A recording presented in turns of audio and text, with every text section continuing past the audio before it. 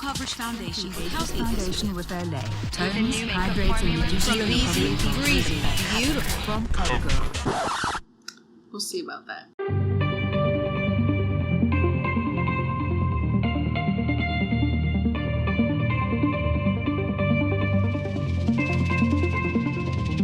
Hey guys, this is the finale video. If you made it to this video, I just want to say thank you so much for watching this series. And today we're going to go through all the foundations from least favorite to the best one that Covergirl makes. My least favorite is going to be the Covergirl Olay Advanced Radiance, and out of 7, this is the worst in my personal opinion. Just a refreshment, I have combination skin, so I'm oily and I'm dry.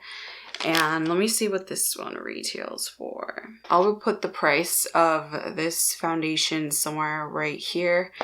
And I'll say, considering that this is supposed to have Olay skincare inside the foundation, I feel like it really didn't look good. It looked kind of heavy. The coverage wasn't great. The color choices available are really bad. I feel like a lot of these were very, very pink, and it was really hard to tell which shade of foundation I'd be.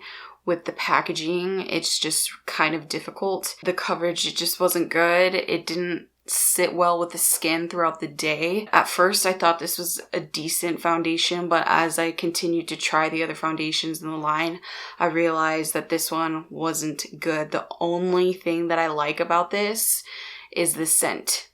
So this is number 7, least favorite. Number 6 is gonna have to be the Covergirl Olay Simply Ageless 3-in-1 foundation. I just don't think this foundation is good. I'd say the only major difference is this one was more moisturizing, and that it didn't feel as heavy or makeup-y as the other one. I feel like if you want a foundation that has anti-aging skincare in it, you might as well just put Olay on, the skincare serums or whatever, and then just go in with a foundation that you really like, because you're still gonna get the benefits you want from your skincare. I don't think this is worth buying, even if you're wanting anti-aging skincare. Just buy the skincare, because I don't really like this. And I feel like the same things. It was kind of heavy. It didn't look very good. And the shades are very pink and hard to tell. It's hard to tell which shade you're going to be. Coming in at number 5 is the Covergirl Trublend Matte Made Foundation. Now, I'm not sure if a lot of people like this foundation. I will say that the shade of this was much more yellow. This I think was supposed to be like a transfer proof foundation, which is not the case.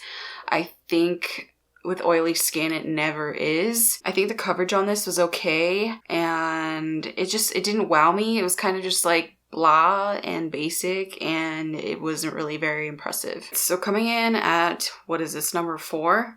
Is the Covergirl Outlast All Day Stay Fabulous 3-in-1 foundation. Now, this one was really popular when it first came out. It's supposed to be your foundation, your concealer, and I believe your primer all in one.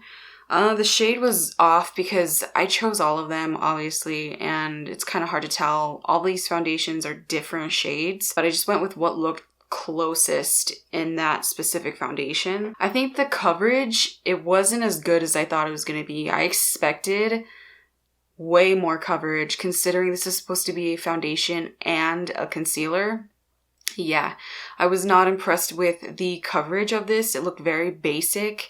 It wasn't very impressive. And this one, now I'm remembering, is supposed to be matte. It was not matte. It didn't dry down to a matte finish. It was very like, had a sheen to it. And I don't think this is supposed to be matte, but I just remember that about the Trublend. This one, it was pretty basic. I really wasn't impressed. So this is number 4. All right, so this next foundation is also another cult favorite, and it's the Covergirl Vitalist Healthy Elixir Foundation. And I expected a lot from this foundation because everybody loves it. So I'm pretty disappointed to say that I wasn't that impressed. It wasn't the worst foundation ever. This just is, it's okay. It wasn't like mind-blowing. I feel like a lot of these foundations are pretty basic and they're just not that great. I have a lot of texture. I'm oily, but I'm also dry. So I just wasn't super impressed with this one. So yeah, what is this? Number 3 out of 7. The second best foundation in this line is very confusing to me.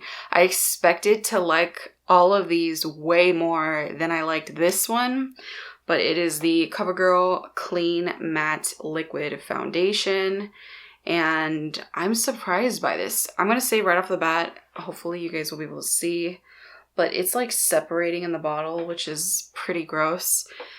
So you do have to give this a good shake. This was also supposed to be matte. I believe this wasn't completely matte, and I was worried it was going to be too drying on my skin, but it wasn't. The coverage was good, and it just held up well throughout the day. I was still oily.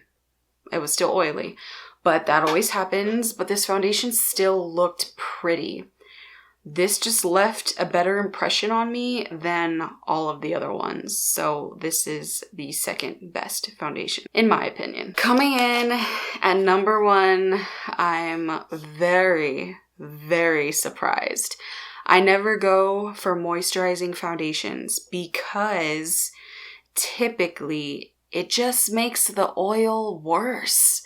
And it doesn't make sense to me, but this foundation, the CoverGirl CG Smoothers Hydrating Makeup, is the best, in my opinion.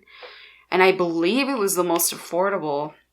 I'm not 100% sure, but I will put the price right there. This foundation surprised me. I saved it for the very end, I think, and I'm shocked. It beat all of these, in my opinion. I don't even know how to describe what I think. It leaves your skin looking healthy and pretty.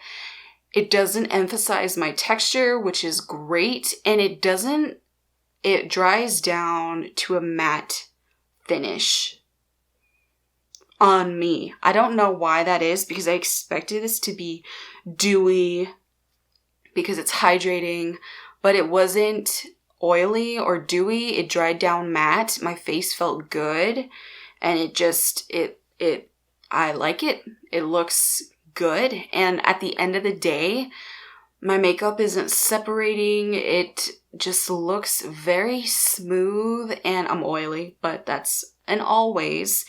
But it looks freaking nice, and I'm shocked. I do use more of this than the other ones, I believe, to get kind of the coverage that I want, but it's kind of worth it in my opinion. It's more affordable, so it kind of evens itself out.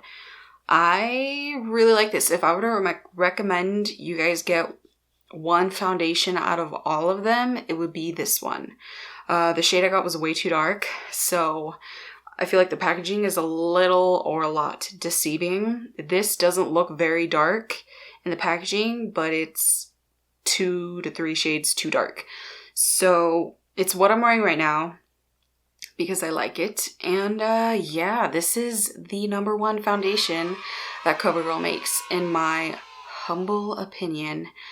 If you haven't tried it, go try it, because if it wasn't for this video, I never would have tried this foundation, because it just seems like something that wouldn't suit my skin.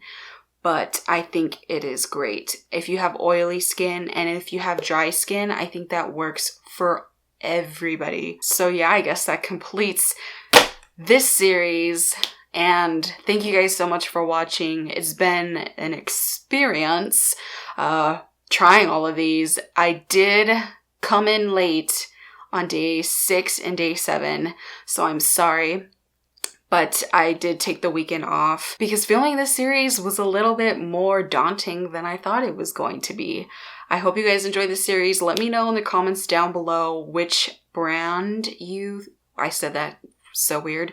Which brand you think I should try next? I'm thinking Revlon or NYX because that's just kind of what I'm feeling. Let me know which ones you think I should try below in the comments. Please give this video a thumbs up if you enjoyed this series, and I will see you guys real soon with another video. Bye guys. Don't let me go.